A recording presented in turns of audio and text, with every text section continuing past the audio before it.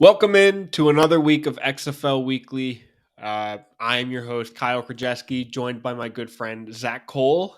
Zach, week one for in the books. How are you?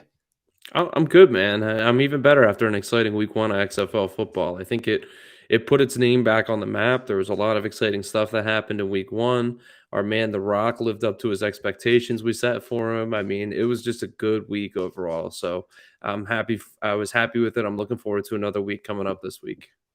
Yeah, it was a beautiful week one. We had some super close games and one super not close game. Uh, but before we jump into those recaps, I want to introduce ourselves. We are XFL Weekly, where we just kind of get together and chat about all the nonsense that is the XFL Weekly.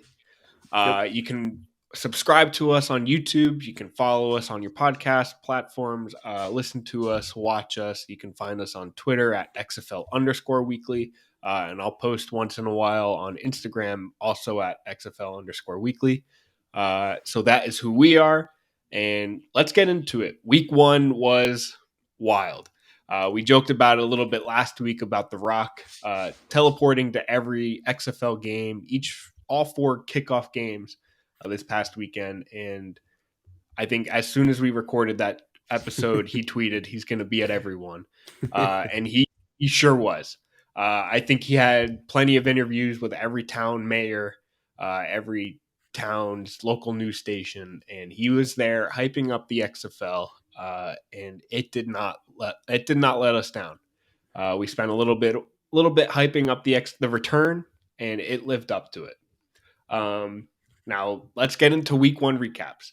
And something to note, Zach, I don't know if you knew this, but every player on the winning team of the every XFL game this season gets an extra $1,000 to their game checks the That's following. awesome. So it's one of That's those such things where it's like everything is a little bit more meaningful. Yeah, that's such a great incentive, especially in a league like we kind of lose sight of it when it comes to the NFL or when it comes to these professional leagues because these guys are making 40, 50, 60 million dollars a year.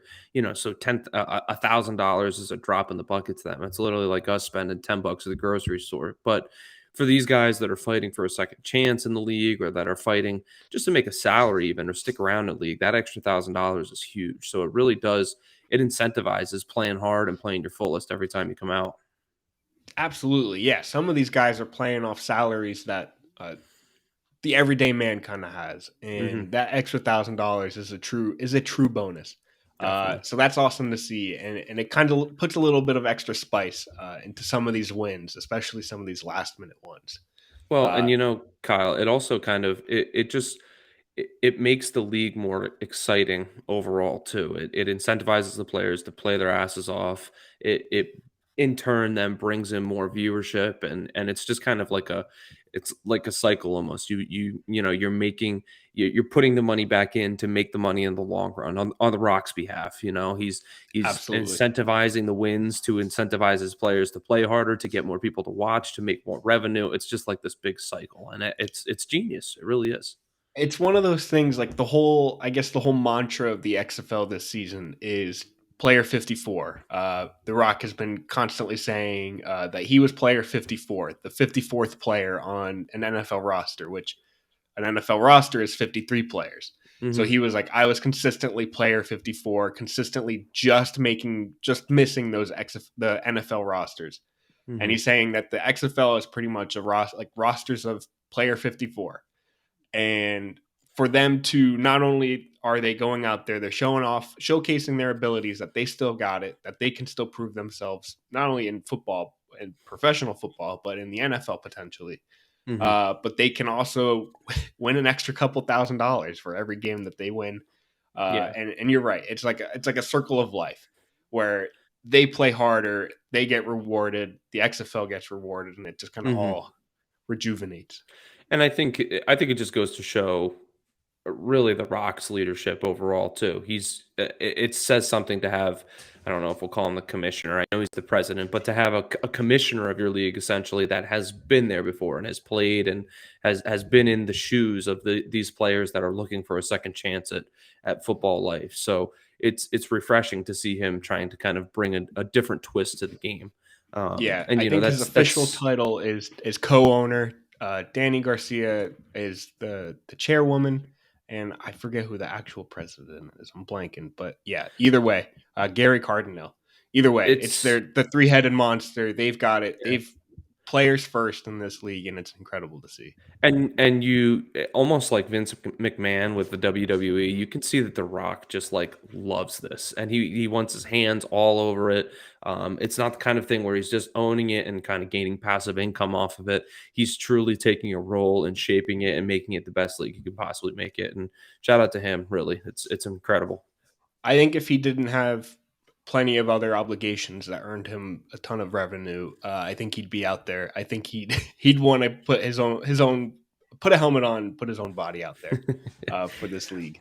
Or if not that, I mean, Roger Goodell better watch his back. Maybe The Rock's making an audition to The Rock for NFL commish like 2020 or 2028 or Man, something like that. if that happens, we are definitely not getting Jungle Book 2. That man's going to be way too busy. Yeah, that's okay. I think I can live without it. All right, let's get into it. Week 1 Let's do it. recap. We're going to run through these a little bit quick so we can get into week 2.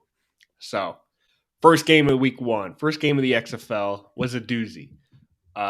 Vegas Vipers versus the Arlington Renegades. Final score: Renegades came out on top, 22-20. Uh, in this game, we saw probably the most beautiful thing we could have seen. One of the most beautiful things you could have seen, which is a challenge for an offsides Mhm. penalty, which in the XFL you can do. You can challenge for a penalty that wasn't called, that was called. And Rod Woodson basically said that dude's offsides flag. He lost it, but I love to see it. I really just enjoyed seeing him say, "That's what I'm staking this flag on." At halftime, the Vipers were up 14-3, up 2 scores, which in the XFL it is 2 scores. I know we got this wonky scoring, but the Renegades they just had a defensive takeover in the second half and came back and won it.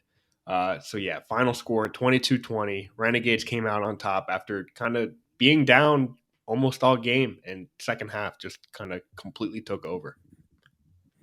Yeah, it was a great first game, and like you kind of mentioned there, Kyle, it was cool to see some of the new rules highlighted. We'll get into some of the other ones that were highlighted throughout the weekend. We saw with the finale game of the weekend, we saw all the I'm sorry, the third game of the weekend, we saw the comeback and the 3 point and the onside kick, but we'll get into that in a little bit. The second game we're going to talk about was the Saturday night game was between the Guardians and the Roughnecks, and this was projected to be probably the most lopsided game of the weekend, and it kind of lived up to that. The Roughnecks just obliterated the Vipers. The Vipers are still, I think, kind of trying to find their identity and who they want to be. They Guardians. benched. I'm sorry. I keep saying it was the Orlando Vipers in the old one, correct? Is that where I'm getting it from? I think. They were the LA Vipers. Oh, I'm just all over the place. I'm sorry. The Roughnecks and the Guardians. Sorry about that. That's the Roughnecks won 33-12 in that game. Sorry, Kyle. Thank you for correcting me there.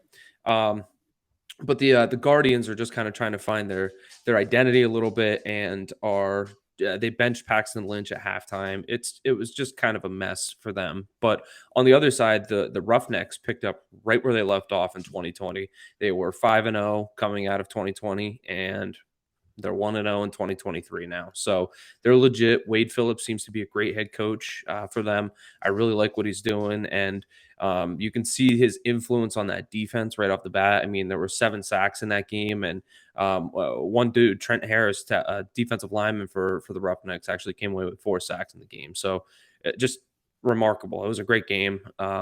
A great game to watch from a football perspective, I'll say. It wasn't a great game from the every fan's perspective, but it was fun to watch. Wade kind of get back to his winning ways. It was good overall. So, Yeah, is there anything you liked? seeing Wade back at the helm was really cool to see. I think Hmm. he's an incredible defensive mind, and he definitely made his impact in Houston. But yeah, I wanted to highlight again Trent Harris, 4 sacks, and I think I read an interview where just a few months ago, before the XFL, he was a stockbroker. He was working business in Atlanta. Like he was just he quit, he retired from the NFL, and he's just like, I'm done. Found a different job, and then the XFL came around, and he was just like, I'm in. So this is one of those guys where that $1,000 paycheck bonus. Hits home, and it's Yeah, great to see. But that was my definitely. only one I wanted to highlight there. Yeah. And then moving into the next game on Sunday, which was the early game on Sunday, we saw probably the most exciting game, I think, outside of some stuff I know you're going to talk about in the last game, Kyle, that just made that next level stuff. But the most exciting football game was the Battlehawks and the Brahmas. The Brahmas had a 15-3 lead all the way down to about a minute and 30 seconds left in the game. And the Battlehawks came back and won, which is exactly what you want from this style of football, from who knows, maybe just football in general moving forward. There's nothing worse than watching a game and you see it coming down to the wire and you're like, this game's over already. And well, like we mentioned before, with the new rules, that kind of goes out the window. You can punch essentially 9 on the board at any time. 2 back-to-back 9-point drives. That's an 18-point swing. Like, in a minute, 2 minutes worth of time, which is exactly what happened.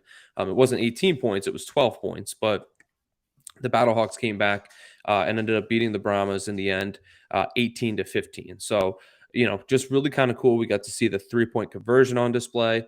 We got to see the 4th and 15 onside replacement on Back to play. back. Yeah, just wild, man. Really, really good stuff from this game. And like I said, it was one of the more exciting games of the weekend. And for the Battlehawks, who are projected to be one of the top end teams, to come back and win, that just kind of exhilarating. Great game. Yeah, it's one of those things where if you're down 15-3 going into the final minute and a half, or like even just a 2-minute warning, you kind of look at it and you're just like, that's it. Unless you've got Patrick Mahomes or Josh Allen. But, Yeah. AJ McCarron comes along and you get a 9-point touchdown with the touchdown and the 3-point conversion. And then you completely skip the onside kick and go right for that 4th and 15, complete it, score a touchdown, and then it's game. Yeah. Beautiful. No Yeah. better way to showcase that comeback storyline that the XFL has provided us, or I kind of Definitely. allowed with those rules. Yeah, definitely. Now, the only rule that they need to figure out a solution for is maybe I'm a little Super Bowl bitter, but for a team to just wind the clock down at the end of a game, maybe we got to figure out a way to work around that next. But I don't know. I like where the XFL's head's at so far. I think if I had to propose a rule, if you intentionally kneel after gaining yardage, it's a 10-yard penalty and you lose 2 downs. Wow, that's interesting. So it So, forces you to run the ball and keep trying to move forward at least. yep, and then the player has to be cut from the team, and if it's in the Super Bowl, he doesn't get the ring. He He's has to be immediately off the roster. deported to to Puerto Rico. I don't know. has to Yes, play cross overseas, try to find or start a football league somewhere else. Good luck. Oh, yes, the old Kazakhstan Football League. Oh, I what a love beauty. it. All right. All right, well, go ahead. You can continue on. Get to the important game here, the Sea Dragons and the Defenders. They're all important games, but as we highlighted last week, this was game of the week, and I think it lived up to it, mostly because this game was beautiful. I just think that the atmosphere that DC provides in that soccer stadium is like perfect for what the XFL wants, or at least what I want out of the XFL.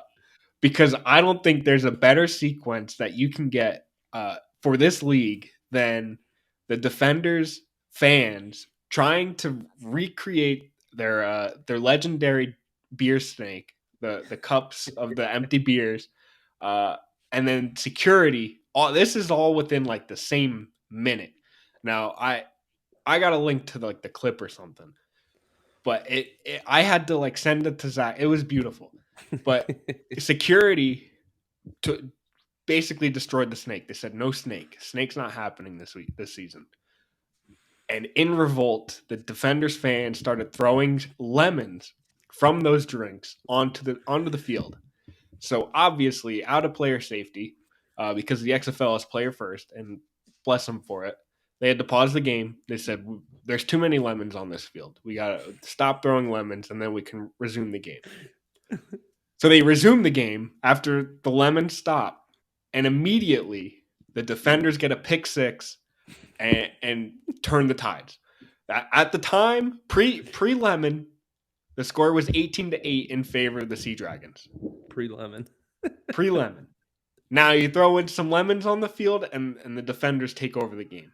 Pick six sets up the defense, the defenders, I should say, to just take control of the game. And it was beautiful to watch, and it was incredible to see the defenders at the 1 yard at the goal line force a fumble of Ben DiNucci, and at the final, it was lovely. Forced the turnover, forced the fumble, and that was game. That was the end of the game to end the game on the fumble. You see Greg Williams, who I completely forgot was the defensive coordinator for this team, and he's hyped up. And what a game to end XFL Week 1 on. It was just an incredible turn of events. I don't think there's ever been a better momentum swing than lemons on the field. Yeah, I think the main question I have is why were they? From what I saw, they were full lemons, correct? I don't know if you saw the picture of the guy in the stands carrying around the drinks. I don't know what you call them. The person that carries around drinks and you buy the drinks from them. Right, like a vendor. Yeah, the vendor, the walk-in vendor. There was a picture of that guy, and it was just cups, I think, of lemonade with like a Smirnoff thing turned over in them. So it was lemonades with a full lemon in them, or at least a half lemon, and that's where all the lemons came from. I was lost. I was envisioning. I hear beer snake. I was envisioning like I don't know. I have Bud Lights with just full lemons in them instead of limes. Like first off, it should have been a lime. Second, it should have been a quarter of a lime. A quarter of a slice of a lime. Third, I was like, it just didn't add up, and I think that's what partly added to the beauty of the whole situation was that it was just nonsense. At that point, you're just like, did these fans prepare this? Were lemons brought into the game from the outside? This was planned. The whole thing was orchestrated. Not to get too far away from the topic of lemons and everything, but one highlight I thought in this game was that we got to see a Josh Gordon touchdown, which was pretty cool. Yeah, it was on a scramble and it was a weird little play, but it was cool. It was a flash. What's the word? A blast from the past. So I was excited from the to see past that. of Flash. Yeah, I think I saw a stat that in the stupid stat in the 7 games of his NFL career that he played in the DMV, basically against Baltimore or Washington, never scored a touchdown. Shows up game 1 in the first 5 minutes of the game. He's on the board. On the board. So let's get more Josh Gordon in DC. But either way, more Josh Gordon touchdowns. I love it. All right. So week 1 recap. Kind of spent a little bit of time there, but I'm not too worried. There was a lot of action to cover. Yeah. Absolutely. Let's get into week 2, man. Let's kick us off. Let's see. We got a Thursday night football game this week. Fired up. Thursday night football. It's back, baby. This time it is in Seattle. So week 2 of the XFL ends with Ben DiNucci, the Sea Dragons, fumbling the ball at the goal line, and he's back for revenge against the St. Louis Battlehawks in Seattle on Thursday night. The lines are set at -3 in the Sea Dragons' favor. Over/under is set at 36.5, and money line goes to Sea Dragons. I guess Vegas has them looking to be kind of hungry for that win after a defeating loss to the Lemons last week. Well, I look at this game, Kyle, and one thing that's sticking out to me, just kind of looking at all the games from last week, actually, is that the over hit pretty. I think on what 3 out of the 4 games here. I'm doing the mental math. I see we have 42 points in the Vipers Renegades game, 45 in the Guardians Roughnecks. 33 in the Battlehawks and Brahmas game, which kind of gives me pause because the Battlehawks were one of those 2 teams, and 40 total points in the Sea Dragons and Defenders game. So I'm looking at the over-under, and it's set at 36, and both the Battlehawks and the Sea Dragons scored 18 last week. So Of course, we do 18 and 18. That puts the line right at 36. So I figured you out on that one there, Vegas. But I think I'm going to go ahead and go with the over, just because I think that one of them, 2-point conversion, 3-point conversion, could push that, and instead of ending up at 18, could end up at 19, maybe 20 points. So I like the over there, and I think I'm going to go with the Sea Dragons. No, I lied. You know what? I'm not going to go against my logic. I'm going to go with the Battlehawks +3. I'm going to say that this is a nice and close game again, and I think that the Battlehawks will keep it close, if not win outright. So I like the Battlehawks +3 in this pick. So you took the Hawks +3 and the over or the under? The over 36 and a Over. half. Yep. Yeah. Before we get into these again, I just gotta brag, humble You brag got here. to rub it in. Just had to. I I was gotta hoping maybe you had to. forgot it. I was No, hoping we how were could just I going to move forget? on. It's in the show sheet. I can't forget it here. Last week we made 8 picks. One of us made 7, but 8 picks for each of these games for each of the games last week. And I came out on top with a 7-1, 7-1 record. So I had 7 correct, 1 incorrect. Arlington, I had Arlington +3. They came out +2. So lost that one. But Zach came out, refused to pick a winner or a side in the Defender Sea Dragons. So he got a push for that, and he came out 5-2-1. So take that. But That's all right. I can live with that. I didn't fall too far behind. I'm in the positive. Everything is good for me. I'm happy. either way, week 2 is here. Zach start kicking us off with the over 36.5 and Battlehawks +3 and the Battlehawks Sea Dragons Thursday night matchup. And I'm gonna also take the over. I just think Seattle's got a really high powered offense, or at least high paced. I think they're going to score, score, score.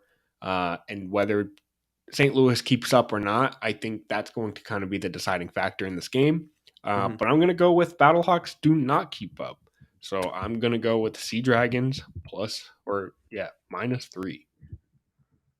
No, I like that, and I was really on the edge between the two. I kind of teeter totter back and forth a lot, but I think it's a close game, and I think it could go either way. So I guess we're split. Maybe I can pick one back up on you there. Good luck, punk. Looking at the Saturday game, the sole Saturday game, it is the DC Defenders and the Vegas Vipers, both of which were, just want to make sure I'm correct here, both of which were, I'm sorry, no, the Defenders were winners in week one, and the Vipers lost to the Renegades in a close one in week one. But both scored points, and I think that that's my key here. Again, I'm going to take the over. I'm happy with that. Now, as far as this line goes, I'd like to point out that it's very possible we see 4 quarterbacks play in this game. yeah, And that's just because, I mean, DC came out in the second half and played. They kind of rotated their quarterbacks, not because of poor play, but just I think they like the style of playing 2 quarterbacks in both mhm, King and Taumu. And Vegas benched Lynch last week, so it's very possible we see Brett Hundley as the starting quarterback for this game. And mhm. if he's not, I think we'll certainly see some of him this week. So right off the bat, 4 quarterbacks playing in this matchup.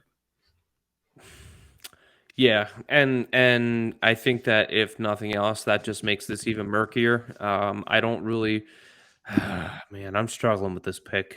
I think I'm just going to hedge my You want me bet with to? you here, and you I was know gonna what? say I I'll take my picks. I'll take my picks for it, and you Go can ahead, man. follow up with me. Okay, I'm all taking right. this. I'm taking defenders +3. That's what I figured. And that's not because I'm a defenders homer. I genuinely think defenders have a chance in this. I think their defense is actually pretty solid. It can hold a close game with the Vipers, and I think that they can score. Maybe not often, but enough to kind of keep a lead and Mm. help their defense out. And I'm also, I guess, riding that +3. I'm taking the under 36.5. I think it'll be a close, kind of low scoring game, which benefits the +3 because it may be even Vipers win by 2, Vipers win by 1. I think that +3 is really gonna going to help this out, but I think it's going to be kind of a little bit of a low scoring affair. Well, I guess maybe I can get one back on you there. I'm going over, you're going under. But one is all it's going to be. I'm going to go with the Defenders +3 as well on this game. Looking ahead to the next game after that, we have two. Let me check here. Let me make sure I'm right. Two losing teams in week one. They both started off 0-1, and we're looking at the Guardians and the Brahmas here facing off in week two. They are the Sunday 4:00 game. The over/under is set at 38.5, which is kind of interesting. It's the second highest over/under for the weekend. And if I'm looking here, I'm doing the mental math. The Guardians only scored 12 points in their first week game. Yep. And Kyle, I think you mentioned before, Orlando was the ones that benched Paxton Lynch. I think you were getting. I had that wrong. Yeah, you're right. You know what? We're getting our our Vipers and our Guardians. We're getting them mixed up. I don't know what it is. But yeah, the Guardians only scored 12. The Brahmas only scored 15. So that leaves a little to be desired with the points scored. I think they'll score a couple more points, but I'm still digging the under on this. So I'm going to go under 38.5. And as far as the spread goes, I'm going to take the Brahmas at -3. I think that's what I feel pretty good with. Yeah, this is a game. I think last week we took the Sunday day game with the same picks, and we're doing it again. I think San Antonio kind of has a little bit of an edge on this offense that Orlando's putting out there. Orlando has a really rough offensive line, and I think they're going to continue to suffer until they figure something out, which they will. It's just hasn't been any preseason game. This is preseason for these football teams, right? So I think Orlando's going to kind of take a little bit to get things figured out. But I'm also taking the under there. So I think that's a good point. I think that's a really good point, Kyle. Is I think that even this week, I think we could still see some weird stuff happen. And for as much as we're trying to use logic and stuff into this, I think that you mentioned it. It's essentially the preseason for these teams. So I think maybe another week or two, we could see some wacky stuff. And then we're really going to start seeing like the true colors of these teams. And I can't believe I got Lynch. Why are we getting those two teams mixed up? But either way, Hundley's correct. That I know. But that couldn't be further apart. Couldn't be different colors. I mean, just I don't know, something about them. All right. We got the battle for Texas here. Oh yeah, two-thirds of the Battle of Texas. We have the Arlington Renegades and the Houston Roughnecks facing off in the Sunday night game, 7:00 game. So not the usual 8:00 time. Is this our game of the week, Zach? I think it has to be. I think it has to be. Even though it has the furthest odds. It's the highest furthest odds, but the highest over/under, which is weird for this Roughnecks defense. But I think these two teams kind of showed a little bit of something. It is really interesting. I was kind of taking a look at the odds as we were talking here, and I know the Roughnecks showed out in week one, but the Renegades played well, and their defense really kind of stepped up. Now, I think it's going to be a matter of whether their defense can keep the Roughnecks out of the end zone, whether the Renegades defense can keep the Roughnecks out of the end zone. So I think that's going to be the deciding factor in this game. But I think the over is a little high in this game, to be completely honest with you. I know that together they scored a total of 55 points. Now, of course, that's against two different teams. You know, that doesn't really hold true here. But I think that they're both going to probably score somewhere right around 20 points in this upcoming week. So that's why I'm going to go ahead and I'm going to actually take the under on this. Am I? Yeah, I will. I'm going to go with the under. So under 40 for me. And I'm going to go ahead and take the Renegades to keep this game close. 4 points feels like a lot to me. So give me the under 40 and give me the Renegades +4. And this is where we see differently. I think the Roughnecks have one of the best offenses in this league. They may not be as high powered as Seattle, but they can score and they will continue to score. And I think it's kind of like one of those things where it doesn't matter the defense. They'll figure something out. And for that, I'm taking the over. I think they'll score points. They may even put up 30 themselves. Um, so, I mean, give Renegades 10 points. That's it. So give me the over. And because the Renegades, or because the Roughnecks, I think they're just going to continue to be unbeaten. They just looked completely dominant, and it was against a weaker Orlando team. But I think they stick this one out. I think they win by a touchdown, at least 4 points, and I think it's going to be a close one. But I think Roughnecks kind of come away with that -4 action. I I struggled with this one. I'm not going to lie to Yeah, you. I really I game of the don't know week. what to expect. I think that this is one of those situations where we don't quite know yet. We need the Yep. league to level out a little bit more for us to kind of get a better grasp on it and to really know what to expect moving forward. So, but you're right. It's the game of the week for a reason, and I'm fired up. I can't wait. If the XFL keeps putting these games of the week, game of the weeks on Sunday nights, I'm gonna have to really reevaluate if I go to work on Mondays because I'm just gonna have to stay up partying, watching all these football games. Um, Take that half day Monday morning every single Half day week. Monday morning. What's nice though is that it's a 7 p.m. night game, so I can That is still nice. make it to bed, fall asleep 2 a.m. Ten, Not bad. 2 a.m. I was gonna say like 10:30. Eh, that Well, it's you're not providing me time to party and that's celebrate right. another XFL week. That's right.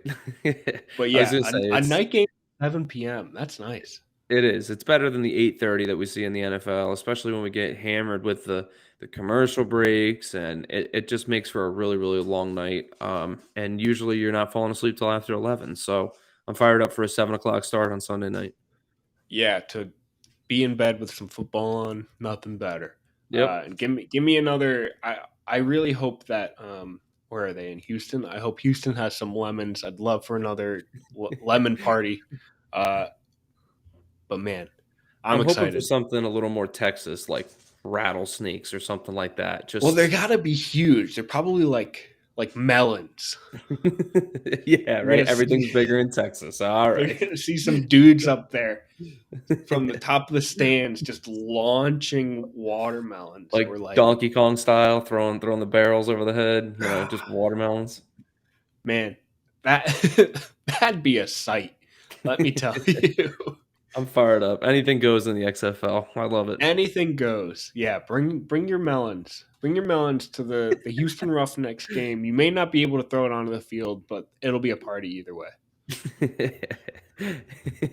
We spoke the rock into existence last week. I'm fully expecting watermelons on Sunday night at the If Houston I'm gonna game. my eyes are going to be glued to the TV screen now, looking for a melon, just because it's gonna happen now. We talked about the rock. Melons are happening. I can't wait. I hope so. All right. So that brings us to our wrap up. That was XFL Week 2, kind of at a betting glance with a little bit of preview mixed in there. Truthfully, it's just because this league is young. We don't have the slightest idea what the heck's going to happen, and that's the beauty of it. We could go in next week, and there's going to be a whole new lineup of running backs. Who knows? Right.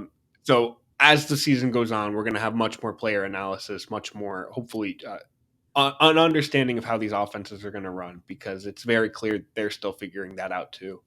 Um, so we're just here to make our best guesses based on the information we have, and it's a Yeah. beauty. I was going to say right now, Kyle, it feels like we're almost just kind of looking at team identity, and For kind of sure. coaching style. And that's all we really have to go off of. Cause you mentioned some teams are playing two quarterbacks. Some teams are benching their starters. Some teams it's just all over the place right now. So until it levels out in a couple weeks from now, we're really just kind of trying our best, figuring out, um, Making our, I guess, best guess. That's really all we can say is the best guess. Yeah. So thanks for tuning in. This was XFL Weekly. Before we wrap up here, I want to plug our Pick'Em game. The XFL has kind of released their own Pick'Em matchups, and you can create your own league. They're really cool matchups, or Pick'ems, I should say, because it's not like who's going to win this game. It was, I think last week was how many 3-point conversions are going to be attempted. Hmm. Um, I'm One trying was to find. combined touchdowns between Josh Gordon and Martavis Bryant. One was a an Abram Smith prop, rushing prop. One was based on Wade Phillips and his age, so being the winning coach, would it be over or under? I don't know, 52 or something like that. And if it was over, it was Wade Phillips, and if it was under, it was I'm blanking on who the Guardians head coach is at the moment, but it's a blast. It's I enjoyed doing it. the way they pose the questions too. I'm looking at them right now is very very player focused. So it's not just they're like I'm looking at this one. It's not just will this person have over or under 4.5 receptions. It says Sea Dragons wide receiver Jacquar Pearson led the XFL in receptions week one. In 2021 at Ole Miss, Pearson had 26 catches for the entire season. Will Jacquar Pearson have over under 4.5 catches this week? And you just you're given X amount of like playing. They're called like footballs, but that's your kind of like starting wage. You just You're kind of like your say, I'm currency almost, right? yes. You're just like, I'm a little bit confident in this pick. But it's really cool. It's just a really fun way to kind of engage a little bit more with these games rather than just Hmm. watching some more extra XFL. But we have our own league. It's called XFL Weekly. I'll put all the information in the description so you can find it all a little bit easier.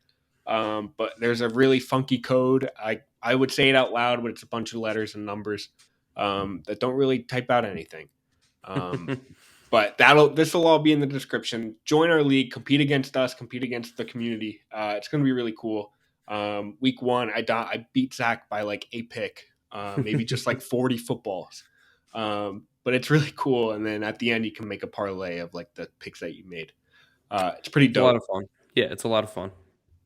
It's a pretty cool thing to look like to pull up. Like I guess you'll do it before the Thursday night game. You look at your phone, you're just like, oh, a little bit of this, a little bit of that. Just have fun with it. You're not losing anything. Right. But yeah, all that information be in the description wherever you're watching or listening to this. And join us. Absolutely. Can't wait. So that's it for week two preview, week one roundup. And we are XFL Weekly. Find us anywhere, XFL Weekly. If it's Instagram or Twitter, it's XFL_weekly. Thanks for tuning in. Please be sure to rate, like, subscribe, all the really cool, fun stuff that these content creators ask you to do. We're also asking you. It really helps us, and it's lovely to see. So thank you again for tuning in, and we'll see you next week.